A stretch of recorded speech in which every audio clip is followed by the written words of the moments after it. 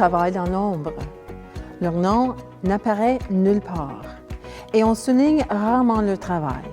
Pourtant, le bilinguisme officiel est impossible sans leur concours. Les traducteurs, les interprètes et les terminologues permettent à nos deux communautés linguistiques de se parler et de se comprendre. Aujourd'hui, je m'entretiens avec des employés du Bureau de traduction du Nouveau-Brunswick. Laura Bonney, vous êtes l'interprète en chef au Bureau de traduction. L'interprète doit écouter quelqu'un parler, retenir ce qu'il dit, rendre dans une autre langue ses propos. Un interprète, c'est un peu un acrobate, non? On peut dire ça. L'interprète doit faire une drôle de gymnastique intellectuelle. Et comme pour apprendre un nouveau numéro d'acrobatie, il faut des heures et des heures d'entraînement.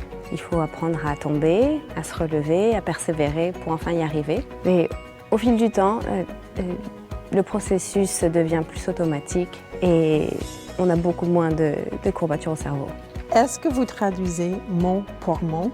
On essaye de rendre tout ce qui est dit, de rendre tout le sens. En général, on peut s'écarter de la phrase de départ pour rendre une phrase naturelle.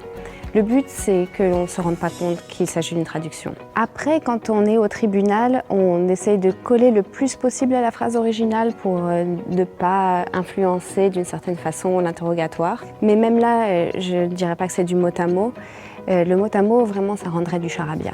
Quelles aptitudes faut-il pour exercer cette profession? Tout d'abord, au Nouveau-Brunswick, il faut une excellente maîtrise du français comme de l'anglais. Ensuite, il faut savoir se mettre dans la peau du locuteur. C'est essentiel pour transmettre le message.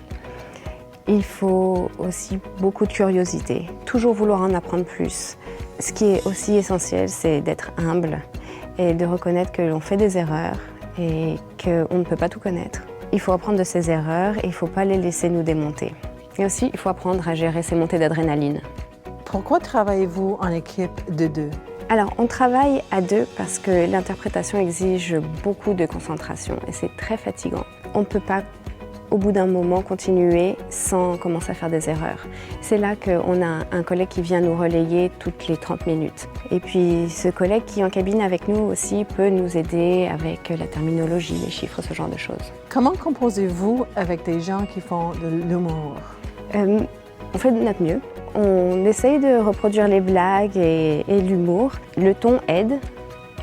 Les jeux de mots passent mal. Mais parfois, on est inspiré et on arrive à les reproduire. Merci beaucoup. De rien.